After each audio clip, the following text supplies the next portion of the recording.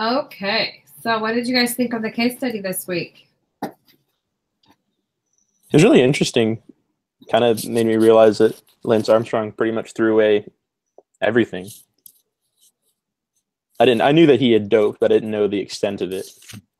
Yeah, I didn't either. I was surprised about that. It was interesting seeing the culture of doping in the industry. In Viking. Yeah, I think the corruption of all that run pretty deep.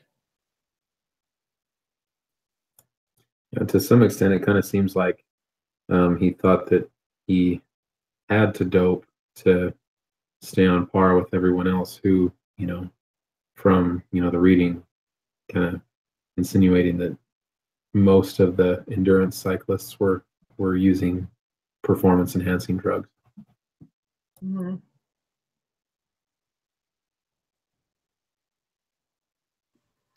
Yeah, I thought it was kind of interesting. It kind of reminded me, the same way that we're tempted, the devil tries to tell us, oh yeah, everybody's doing it, it's okay.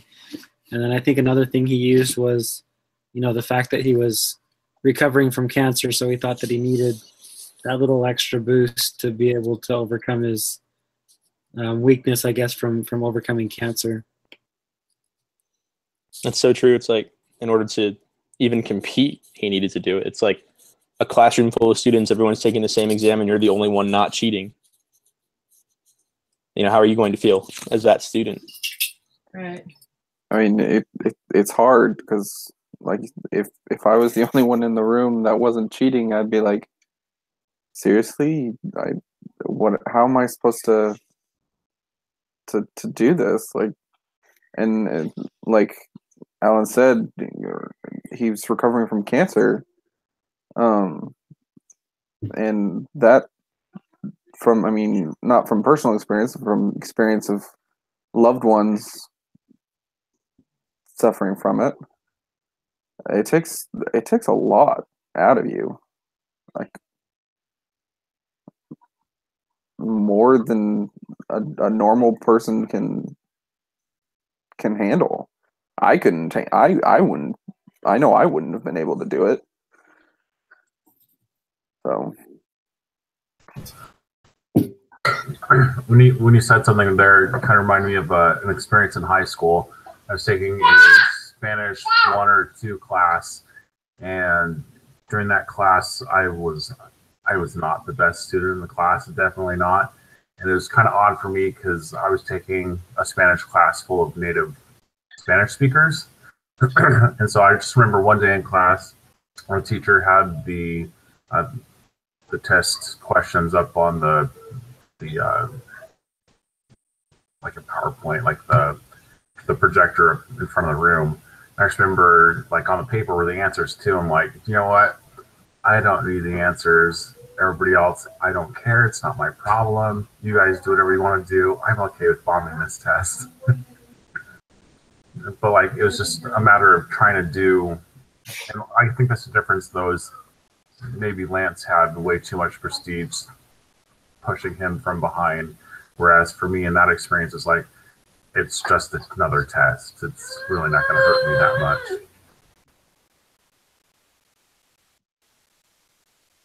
Yeah. So did any of you guys watch the introduction video on the announcements page? Yeah. So he kind of went through that. There was a matrix that he put together, and it was enable, or if you have an enabler and you have the resources available, and if you have like all 6 criteria, which Lance did, you're 10 times more likely to make, whatever choice it is that is in as the focus of the matrix. I thought that was kind of interesting how it was just so. I mean, he did have a lot of resources at his disposal, and I think that ultimately that led to him feeling like he could do it without maybe getting caught. It's interesting to kind of think about how many times you've had those factors in your own life. this kind of made me reflect on like, okay, wait a second, all these situations have definitely converged at some point in my life. I wonder how I reacted to it, or if I even noticed. Like it kind of reminded me of, I want to think it was like the 8th grade or something like that. We had a group project, and the whole group, we were using outside sources when in reality the instructions had said to use only certain sources. We didn't even think twice about it, and so we got caught, and then it became a thing. Like it was called cheating, but the whole point was that the culture that had developed in that class, the way to get things done was to just do it without even thinking about it, giving it that ugly title. And I have to wonder if that's kind of the same thing that happened here. I mean, he knew what he was doing, but he didn't know what he was doing. Not saying that he didn't know he was doping, but it was kind of just like, this is justified for me. Yeah, I feel like he was given a lot of green lights. And that, that's the enabling part where, I mean, his doctor was in on it, his masseuse was in on it, his whole team was in on it. So everyone was like, yeah, it's our, you get the green light to do this. And so he did.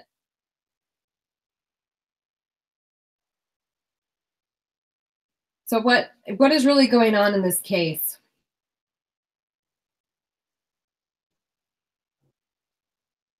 When I was reading through it, it almost seemed like Lance had he had to follow tradition, because I remember when he was reading the example of what a cheat is. It's like, cheat is when there's any unfair competition over other participants, and he's like, everybody else dopes, I might as well need to dope as well so that I can stay on top of my game just with everybody else. So I think that was just kind of the small thread that he broke, that he felt that it was acceptable to start at the beginning, and when he thought it was acceptable in the beginning, it was just a big ball rolling and too hard to stop. I don't even know if he had the thought to stop. Yeah. I mean, in his eyes, he was leveling the playing field, because he thought that with his, bout with cancer and losing, half of his ability to produce testosterone, that lessened his ability to perform. So, he even said, at the beginning of the case, it said that he, during the interview, he thought that he was just leveling the playing field. It wasn't necessarily cheating at that point. It was just, this is what I have to do to stay on par with people who, have the natural ability that I no longer have. So it's just a matter of justification, based on his circumstances. Isn't it funny, though, that he was able to justify that in his mind while he was performing and winning all these awards? When the allegations came out, and the actual accusations, he was being faced with those accusations, he vehemently denied it and was like, no, I've never cheated in my life. I've never cheated. I wonder if it became, I wonder if he actually didn't think he was cheating. Yeah, I mean, a good point. so much that he actually didn't think he was cheating. and I mean, there are times that in like the workplace that, people will see a bunch of people doing stuff that essentially is, unethical and succeeding, and they're like, oh, I can do that, and they're getting away with it, so I'll get away with it. And I mean, how many times do we hear on the news? I mean, some guy at some company, is caught inside trading.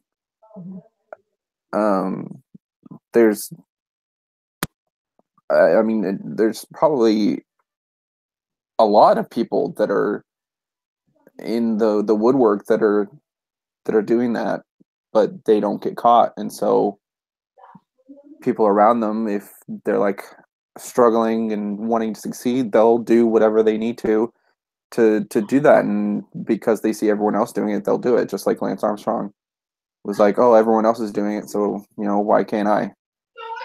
Mm-hmm. Yeah. So what is the most interesting thing about this case to you guys?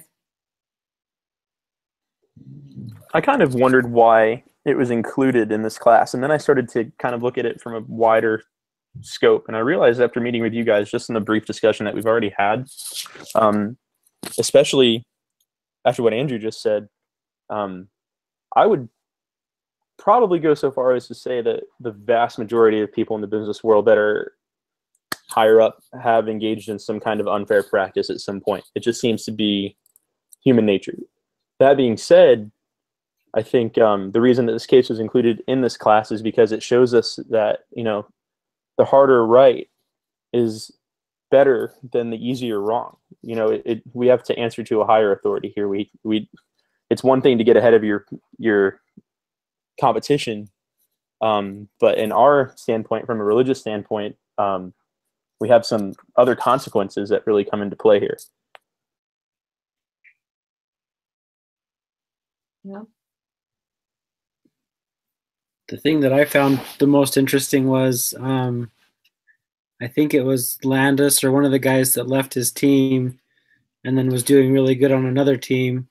And Lance Armstrong goes in and accuses him of doping when they were probably both doping together.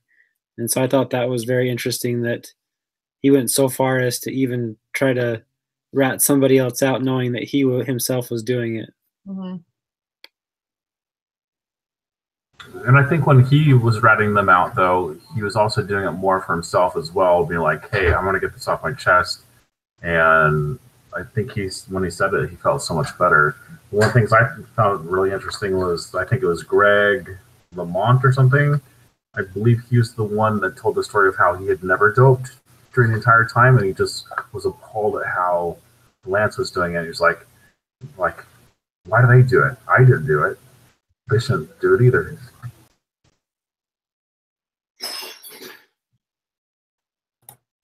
I thought it was just interesting, you know, just the sheer logistics of this whole doping thing. I mean, it said that they faked mechanical problems so the entire team could receive blood transfusions. They had you know, hotel rooms set up along the way where people could rest, and they would do the blood transfusions there. They would microdose. I mean, it was just this. I mean, this whole system that was, you know, so intricate. It seemed. I mean, it was almost. I mean, it was astounding how they were able to get all these working pieces together in such a way that they were able to pull off this cheating for so long. You know, and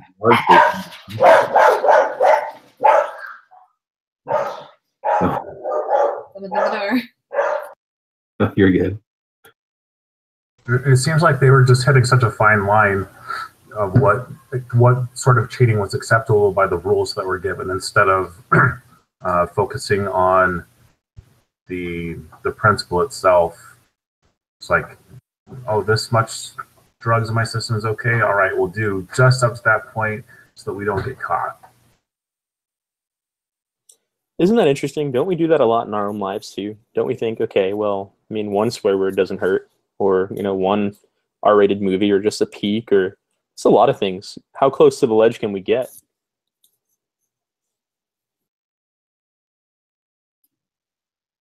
Yeah, that's true. I mean, I think it's a slippery slope sometimes, and I think that's why the case study was in this course, is so that we can kind of see, you know, how far it can go if we're not careful.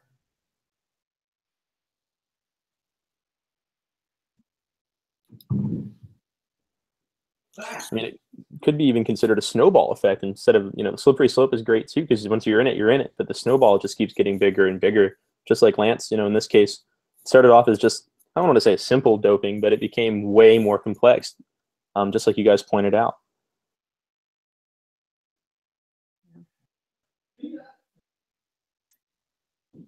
What I thought was interesting was that he had vehemently denied it all along until he went on Oprah. And then, you know, he just came clean on national TV, just like that. I just thought that was very interesting. Oprah kind of reminded me of the concept of a bishop. It's like, well, he went before Bishop, and Bishop like comforted him, and then he finally just spilled.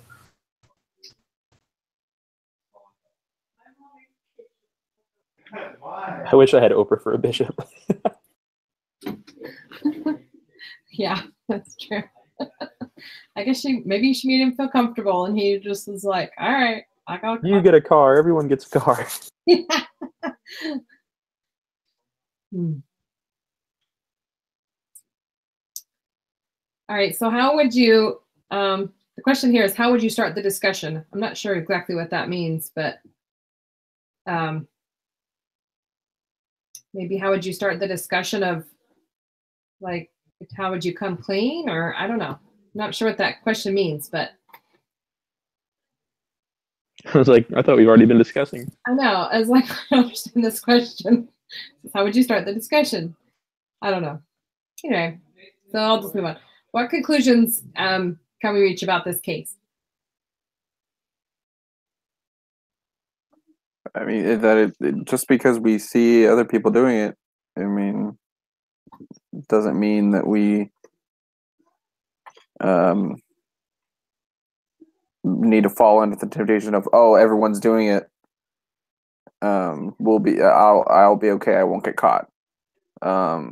We need to hold our morals and hold our standards when it seems like everyone around us isn't. Because that's what makes a good business, is making sure that we stick to those ethics and those morals. Yeah. I think on my mission, I think it was Hank Smith. We had a bunch of talks on our little micro USB card that we would stick into the cell phone, and I think it was Hank Smith that said, these major people that you see, they fall from such high places, and they fall so majorly because something in their personal life became their public life. And I think this Lance Armstrong case is a great example and a great cautionary tale to a lot of people that have done a lot of great things. Lance was a hero. I used to wear a Livestrong bracelet when I was in elementary school. Everyone had one. It was like really popular. But now he's just a liar. His reputation, all of his work, 30 years of work, has culminated in him being known as a liar. And I think that's a cautionary tale for us as young adults and as adults and business people.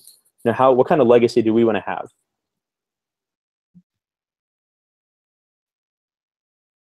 I mean, he's not the only one. There's Martha Stewart. Tiger Woods. O.J. Simpson. Not to get off talk. Martha Stewart. I've discussed Martha Stewart in classes before. She knew what she was doing. 100% knew what she was doing. That was her background before she became the household name, was stocks and investments. But sorry, that was off topic a little bit. But I mean that's good. That's a good point with Martha Stewart and Tiger Woods. Michael Phelps.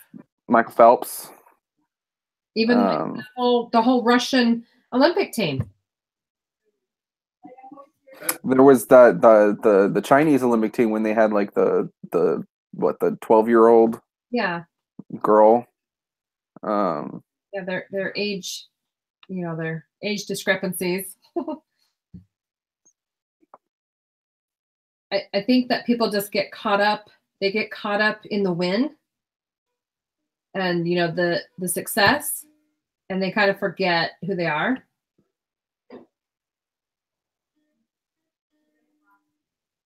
And then, they're saying the matrix of the enablers, it's easy to happen. I think I just thought of something. I was trying to think about like how he got there, how he justified that in his mind. I know we kind of talked about that a lot. My stepsister's boyfriend owns a motorcycle shop, and he needs someone to do some admin work or whatever. But I told him I have an advanced internship coming up for my degree, and he was like, "Oh, that's okay. I'll just sign the paper for it and say that you showed up." And I'd be lying to you guys if I said it didn't cross my mind for a second before I shot it down. I just instantly thought, "Oh man, how great would that be? That's an easy way out." But then I realized, wait a second, no, that's totally lying. But I think, it's our nature, as it's the natural man. We have to kind of overcome that urge to take the easy way out and to really just do things right. Because how would I have felt graduating from a degree from BYU, Idaho, that I earned without honesty.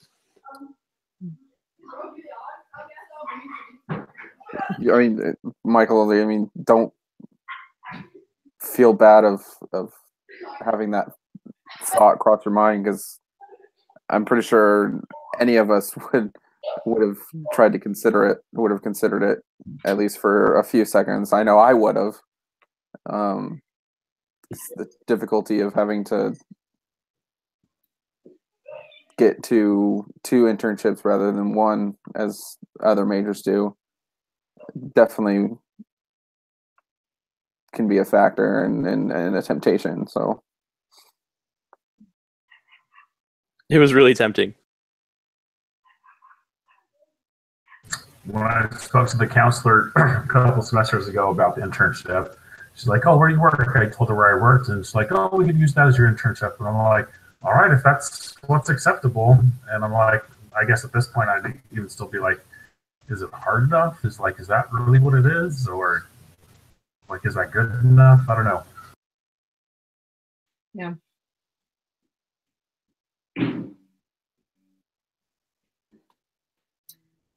So what would you do to alter adverse results, if there are any?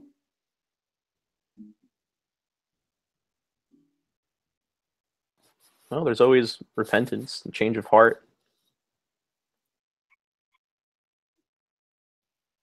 I mean, someone had compared Oprah to a bishop, like Lance Armstrong coming clean. He confessed his sins. Don't know if he forsook them. Forsook? Is that? Okay, we'll say it is. Forsook them. But, he did confess them, and it's a step. It's a step in the right direction.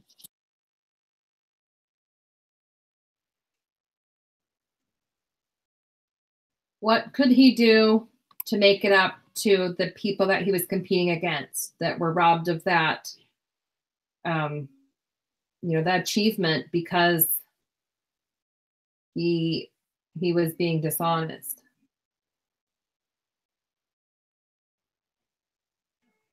I don't know that there's anything that he could do to make up to his competitors, but I don't remember reading an article, but I could have sworn that he had to pay back his winnings from newspaper articles a long time ago. I could have sworn he had to pay stuff back, which would have been another form of his restitution. Yeah, I don't think there's really anything you can do for him, because at this point they can strip Lance of his winnings and then say, well, the next competitor that won is this person. But at that point, the thrill of the win is really kind of gone, and there's no way that you can go back in time and fix that. So I think that he's kind of he's essentially robbed them of a lot of their their right of winning, really.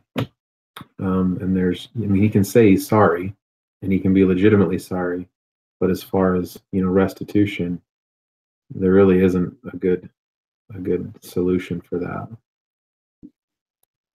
Yeah, it didn't really go into anything about that, but that's what I kept thinking is, what about the other competitors? That they didn't win because, or they were so close and he won, and, they would have probably won if it hadn't been for him doping. And maybe all of them were, but, that's not for us to say, but I guess it was kind of widespread through the whole sport. But it just, you can't, there's some things that you can't fix. And that just didn't sit right with me. But. A public, meaningful apology might have some kind of weight to it. I mean, like you said, Cindy, it's tricky because there's a good chance that a good majority of them were doping as well. Just Lance happened to be the unfortunate one that kind of got caught up in it.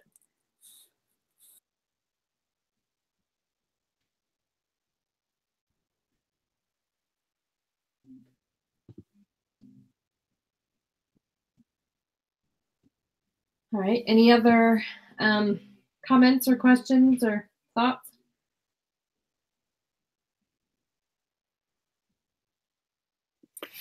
I found it kind of interesting. I didn't know a whole lot about cycling before this, that there were all those other people on his team that would help protect him from being crashed into or chase people down. So I thought that was a interesting thing to learn a little bit more about how cycling works, because I didn't have any idea before the case. But Yeah, I didn't know that either. I guess one of the other small things somewhat associated with doping are I know I've read articles about some of the cyclists using motors on their cycles, even if they're like super small. Just like, I guess that's their way of saying like, hey, we're not doping, but hey, this is our advantage. Yeah.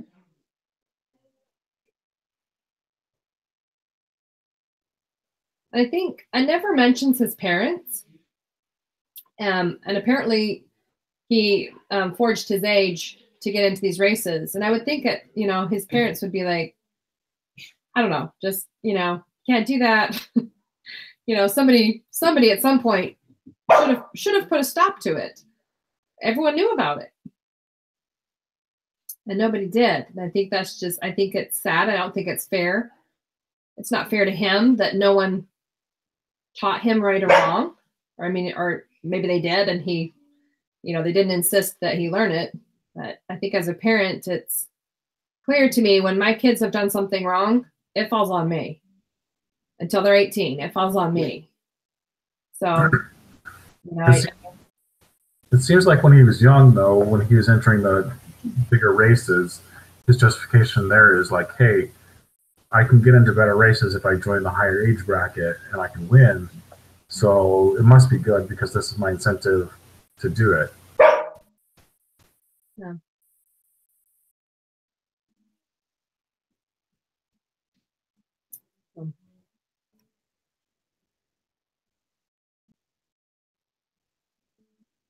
Any other comments?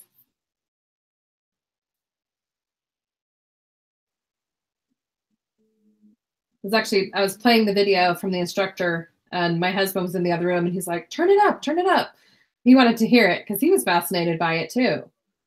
And I don't know where I was during this time that all this happened, but I don't remember anything about it. So I was like, oh, I didn't know all this happened. We lived overseas for quite a while, so it might have been then. And we didn't really have access to live TV or anything. So we were a little bit in a bubble. But I remember hearing about O.J. Simpson, and then after that, it was kind of a blur.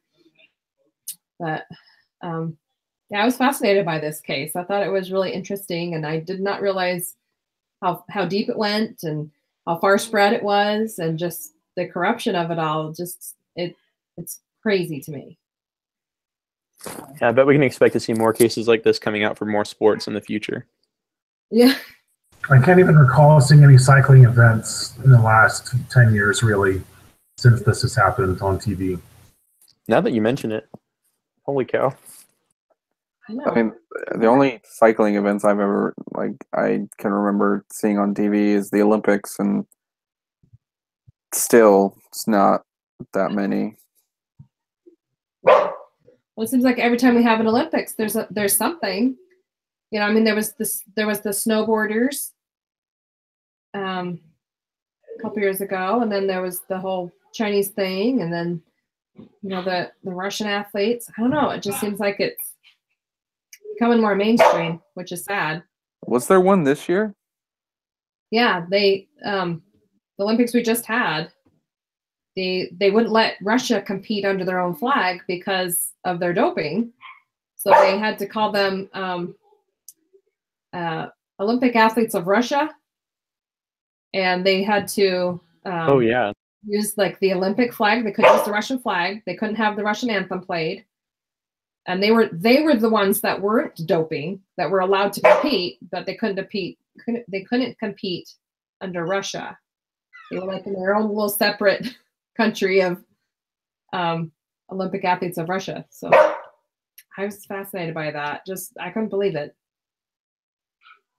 And that was their consequence from doping last time, was that they had to have, only the ones that weren't accused of doping or weren't found to be doping were allowed to compete, but kind of on the probationary status or something, if you will. So anyway, I just think it's sad. I think it's sad that our culture has gotten to that point. And then all the states that are legalizing marijuana, that it just seems like it's now acceptable. Things that weren't acceptable now are acceptable. Well, that's what Satan does. What was that? That's what Satan does. He tries to erode the foundation, just but like brick by brick. He doesn't do it in one fell swoop. He starts making things, gradually more acceptable until it becomes a societal norm, and then he does it again with other things. And sure enough, scriptural prophecy comes alive. The boiling the frog analogy. It's a little bit. It doesn't bother me, and then all of a sudden, it's too much. And too late. Right. So, well, I hope you guys all have a good week, and that y'all get your assignments done.